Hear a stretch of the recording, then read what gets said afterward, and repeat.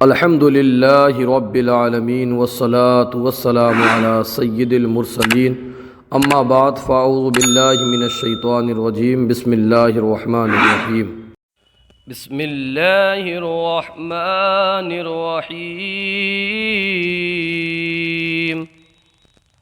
هل اتاک حدیث الغاشیہ وجوہ یومئذ خاشعہ عاملة ناصبة تصلى نارا حامية تسقى من عين آنية ليس لهم طعام إلا من ضريع لا يسمن ولا يغني من جوع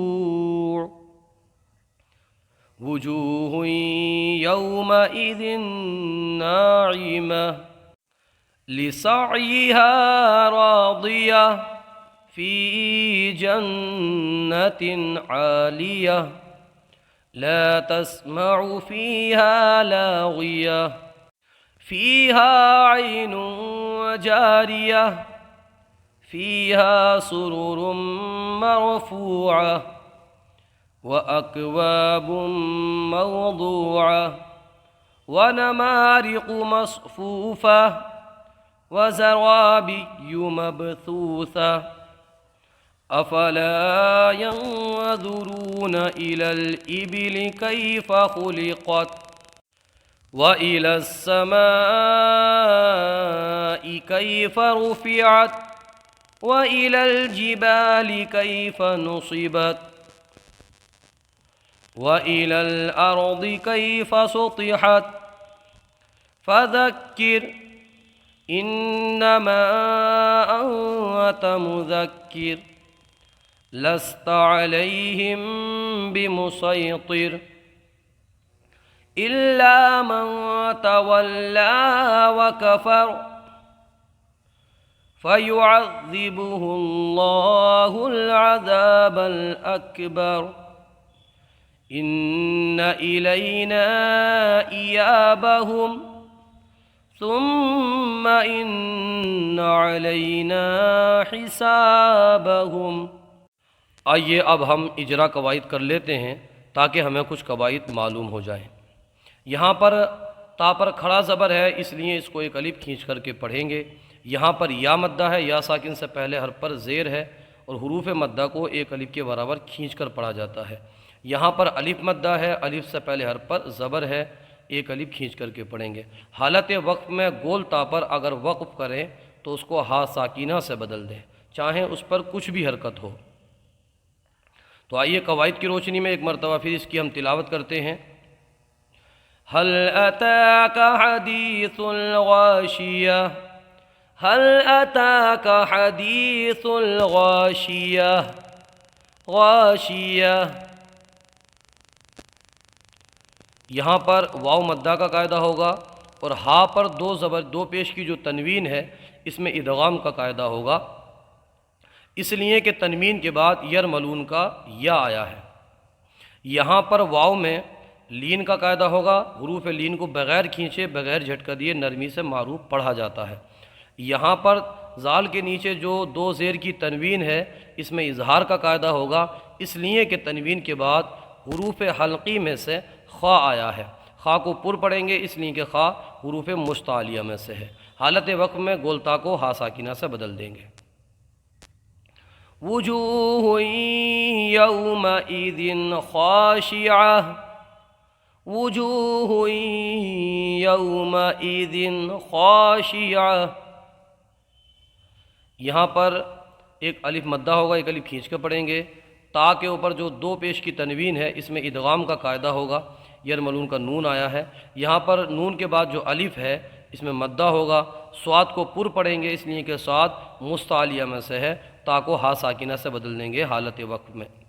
عاملۃ ناصبہ عاملۃ ناصبہ، یہاں پر صاد کو پر پڑھیں گے، لام کو ایک الف کے برابر کھینچ کر کے پڑھیں گے، کھڑا زبر ہے۔ را پر جو دو زبر کی تنوین ہے اس میں اظہار کا قاعدہ ہوگا، حلقی کا ہا آیا تنوین کے بعد میں، اور یہاں پر ہم ہا ساکنہ سے بدل دیں گے۔ تصلی نارا حامیہ، تصلی نارا حامیہ۔ یہاں پر قاف کو پر پڑھیں گے اور ایک الف کھینچ کے پڑھیں گے۔ یہاں نون ساکن میں اظہار کا قاعدہ ہوگا، اس لیے کہ نون ساکن کے بعد آنے والا حرف جو ہے وہ عین ہے، اور عین حروف حلقی میں سے ہے، یہاں گنہ نہیں ہوگا۔ یا کے اندر یہ اس کا قاعدہ ہوگا حروف لین کا، یا لین ہوگا یہاں پر بغیر کھینچے اس کو پڑھیں گے۔ نون کے نیچے جو دو زیر کی تنوین ہے اس میں اظہار کا قاعدہ ہوگا، اس لیے کہ تنوین کے بعد حمزہ آیا ہے، اور حمزہ کو ایک الف کھینچ کر کے پڑھیں گے۔ تسقى من عين آنية، تسقى من عين آنية۔ یہاں پر یا لین کا قاعدہ ہوگا، بغیر کھینچے پڑھیں گے۔ ہم میم ساکن میں اظہار شفوی ہوگا، گنہ نہیں کریں گے، اس لیے کہ میم ساکن کے بعد حرف واو اور میم کے علاوہ کوئی بھی حرف آ جائے تو اظہار شفوی کا قاعدہ ہوتا ہے، وہاں گنہ نہیں کرتے ہیں۔ یہاں پر الف مدہ ہوگا اور میم میں اظہار ہوگا، میم کی تنوین میں، اس لیے کہ حلقی کا حمزہ آیا ہے۔ یہاں پر میم کے اندر اخفا ہوگا، اس لیے کہ نون ساکن کے بعد جو یہ نون ساکن ہے اس میں اخفا ہوگا۔ نون ساکن کے بعد حروف اخفا کے 15 حروف میں سے ضاد آیا ہے۔ یہاں پر یا مدہ ہوگا، اور حالت وقت میں یہاں پر مد عارض کا قاعدہ ہوگا، اس لیے کہ حروف مدہ کے بعد عارضی سکون ہو، یعنی وقف کرنے کی وجہ سے کوئی حرف ساکن ہو جائے تو وہاں پر مد عارض کا قاعدہ ہوتا ہے۔ لَيْسَ لَهُمْ طَعَامٌ إِلَّا مِنْ ضَرِيعٍ، لَيْسَ لَهُمْ طَعَامٌ إِلَّا مِنْ ضَرِيعٍ۔ یہاں پر یا مدہ ہوگا، دیکھیں آپ یہاں پر، اور یہاں نون میں ادغام کا قاعدہ ہوگا۔ لا يسمن ولا يغنی من جوع۔ اب چنیدہ قواعد پر آپ کی توجہ دلاتے ہیں، اس لیے کہ جو قواعد ہم نے پہلے بتا دی ہیں دوبارہ بتائیں گے تو ویڈیو بہت لمبی ہونے کا خطرہ ہے۔ یہاں پر ہاں میں ادغام کا قاعدہ ہوگا، یہاں پر ہاں میں ادغام کا قاعدہ ہوگا، اور یہاں تا کو ہا ساکنہ سے بدل دیں گے۔ وجوہ یومئذ ناعمہ،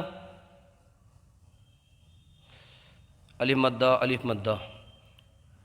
لسعیہا راضیہ، راضیہ، یا مدہ، نون مشدد میم مشدد ہمیشہ گنہ ہوتا ہے، گنہ کر کے پڑھیں گے تاکہ تنوین میں اظہار کا قاعدہ۔ فی جنت عالیہ، یہاں پر الف مدہ ہوا، لا تسمع فیہا، فیہا ایک الف اس کو کھینچ کر کے پڑھیں گے۔ لاغیہ کو بھی ہا ساکنہ سے بدل دیں گے، اس کو تا کو لاغیہ۔ یہاں پر یا مدہ، یہاں پر الف مدہ، اب وہ کیوں ہوگا وہ ہم پہلے بتا چکے ہیں۔ الف سے پہلے اگر زبر ہو تو الف مدہ ہوتا ہے، یا ساکن سے پہلے زیر ہو تو یا مدہ ہوتی ہے، اور واو ساکن سے پہلے پیش ہو تو واو مدہ ہوتا ہے۔ حروف مدہ کو ایک الف یعنی دو حرکات کے برابر کھینچ کر پڑھا جاتا ہے۔ اور یہاں پر آپ دیکھیں